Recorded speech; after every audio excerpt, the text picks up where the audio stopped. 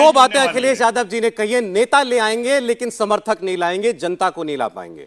हृदय परिवर्तन नेता का हो सकता है, जनता का इतना जल्दी नहीं होता। गौरव भाटिया जी, दूसरा, अगर इतना ही आसान दिख रहा है 80, 40, 42, 48 सबका, बिहार का, यूपी का, बंगाल का, महाराष्ट्र का, तो इतनी तोड़ फोड़ क्यों?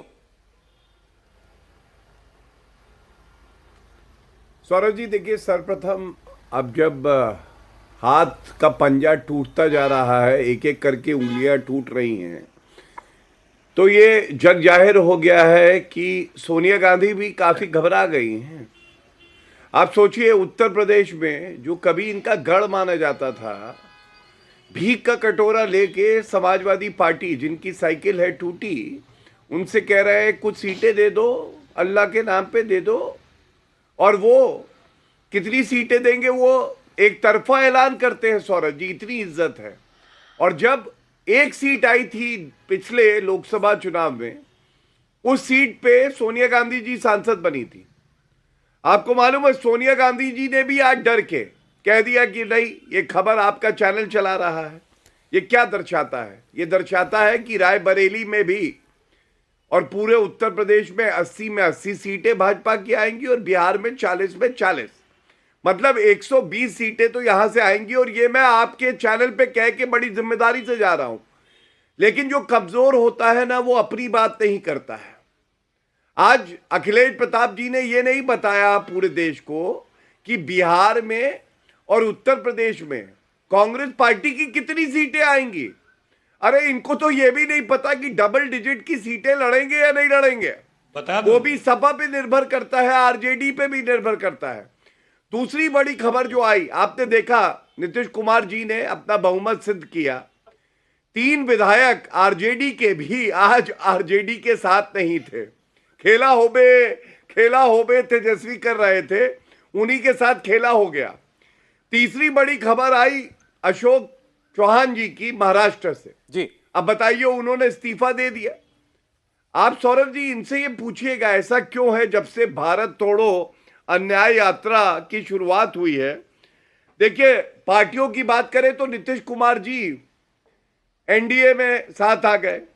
जयंत चौधरी जी की भी खबर आ रही है। अगर कांग्रेस के नेताओं की बात करें, जब से भारत तोड़ो न्याय यात्रा की राहुल गांधी ने शुरुआत करी, मिलिंद देओरा छोड़ के गए, अशोक चौहान छोड़ के गए, कमलनाथ की खबर आ रही है, आप बता रहे हैं। अब घमंडिया की बात करें, ममता बनर्जी ने कहा है हम अकेले चुनाव लड़ेंगे पश्चिम बंगाल में।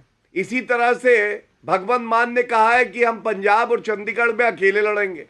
दिल्ली में अरविंद केजरीवाल ने कल कहा हम अकेले लड़ने के लिए तैयार हैं। ये क्या दर्शाता है? एक तरफ नरेंद्र मोदी जी, जिनके साथ पूरे देश की जनता खड़ी है, हम लोग कह रहे 370 से ज्यादा सीटें हमारी अकेले आएंगी जी।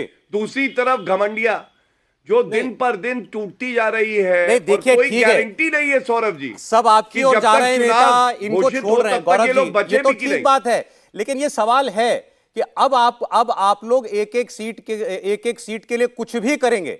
मिलिंद देओरा चाहिए आपको, अशोक चौहान भी चाहिए आपको, और तो और छोड़िए, कमलनाथ भी चाहिए आपको। वो कमलनाथ जिनके खिलाफ अभी मध्य प्रदेश में चुनाव लड़ा है, एक सीट के लिए छिंदवाड़ा की। सौरभ जी, ऐसे ही नहीं कहा जाता है। एक ईमानदार प्रधानमंत्री नरेंद्र मोदी जी ये सारे भ्रष्टाचारियों पर भारी है।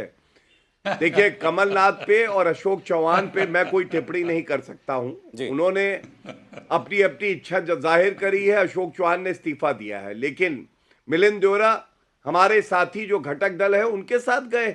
अच्छा, ठीक है। एक स्वाभाविक भाव है घटक दलों में। हर कोई जानता है जीत की गारंटी कौन है? नरेंद्र मोदी। आज उनके घुटने तक ये लोग नहीं आ पा रहे हैं, हराएंगे क्या? और क्या ये सच बात नहीं है? आज एक और शुभ समाचार आया, मैं बात पूरी कर लूं। ये लोग तंज कर रहे थे जब 8 भारतीय कतर में फंसे हुए थे। बिल्कुल। और आज वो 8 भारतीय लौट आए हैं। इसका मतलब नरेंद्र मोदी जी की गारंटी है हर भारतीय को सुरक्षित रखना, चाहे वो कोविड महामारी में हो, यूक्रेन युद्ध हो, इजराइल का युद्ध हो, और चाहे वो हमारे जो लोग थे टनल बना रहे थे उत्तराखंड में और फंस गए थे, तो भी नरेंद्र मोदी जी का जलवा था।